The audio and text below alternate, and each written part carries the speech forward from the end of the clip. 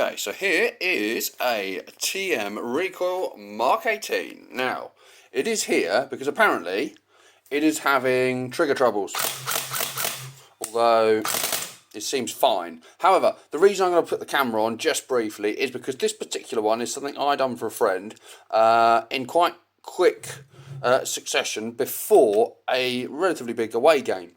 Now, all we wanted to do is, from having taken it out of a box, we just wanted a bit more power, so we just took the most shortcuts you can ever imagine, which I don't recommend you do, and we literally just pushed the power up without upgrading too many other things to support that. So, because we're going to open it now to have a look at this imaginary problem that I've been told it's got, let's have a look to see how everything else that's standard TM that hasn't been changed in any way, let's see how it's holding up with having just literally dumped in a different piston and a different spring.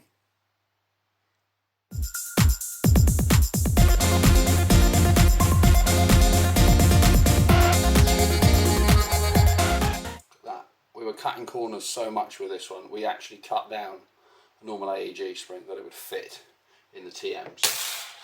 That's how many corners were cut doing this.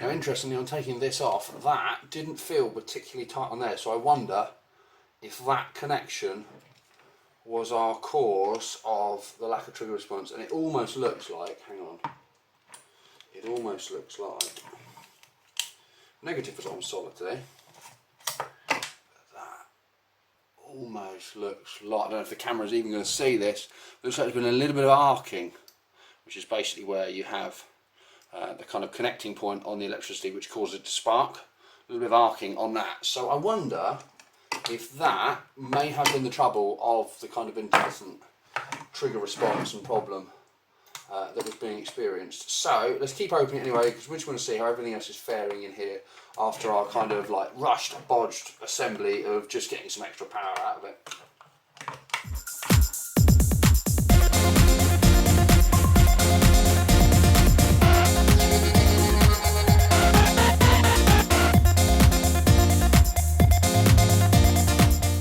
Okay, so here is the open gearbox shell.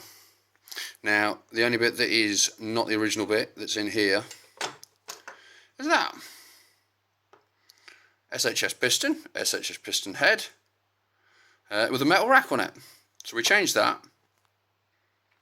We changed that because we were originally taking out one of these. Now, I don't know if that is the original one for this particular rifle, but that is a TM recoil piston, which has all plastic teeth and a spring that's built into it. Fabulous, what, 0.8 of a dual spring. Wonderful. No, so we got rid of that. We just modified that to go in, and then we cut down the AEG spring, as we said. So that's literally all we changed. However, how has everything else fared? Now, I don't even think we bothered shimming it, to be fair. It's all is looking fine. One of the biggest worries would have been the nylon bushings. But they seem to be living. They're living. Look, they don't seem like they're wearing or anything looking at that. Let's have a look at the other two as well. Move those shims out of the way.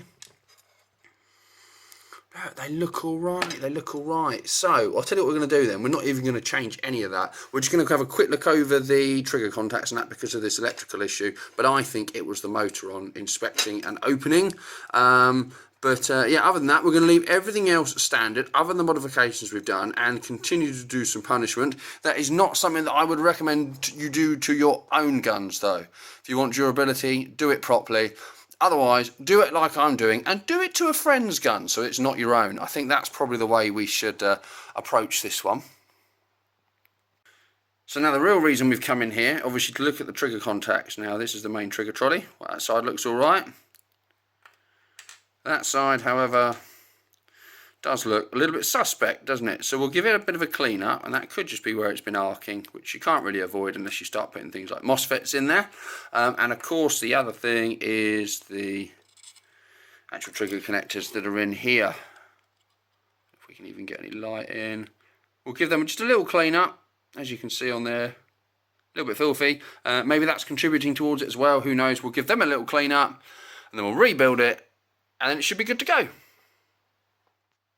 And then just like that, we've got all the trigger contacts cleaned up, nice and shiny again, reassembled in there. Let's get the gearbox casing closed up, get it back in the receiver and put it all back together.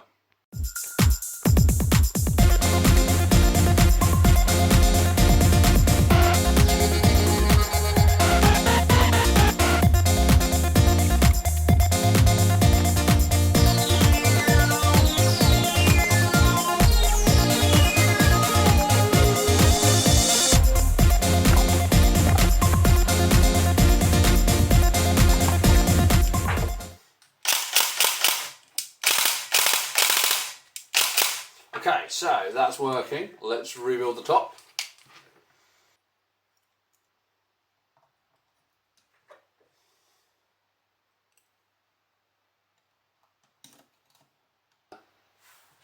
Obviously that bit's broken. That was the tail part of the bit that pulls back the dust cover with each of the recoil cycles, or each of the piston cycles. I haven't got a bit to fix it, so we're going to leave it broken.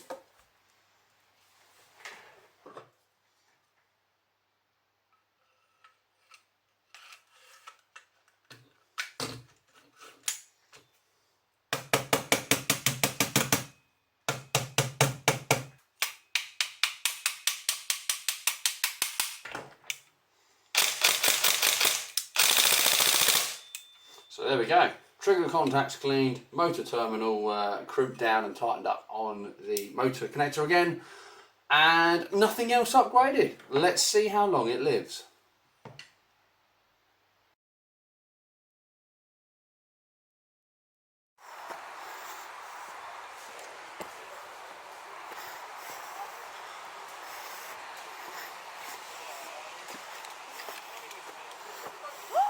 No way.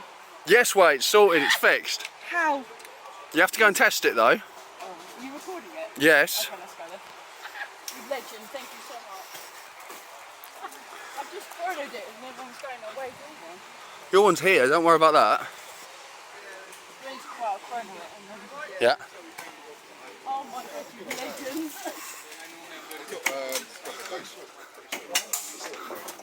You've got to put a battery in it though. Still holsters and holster. Because you're the star of the show. Why am I? Because you are. You fixed it? Yeah, because I fixed it and you're going to test it. Fuck it up.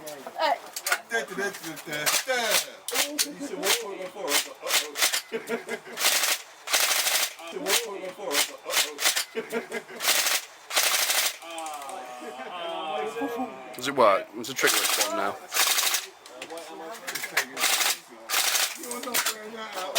My god. Go on then. Everyone like and subscribe to Andy's Armory. See you next video.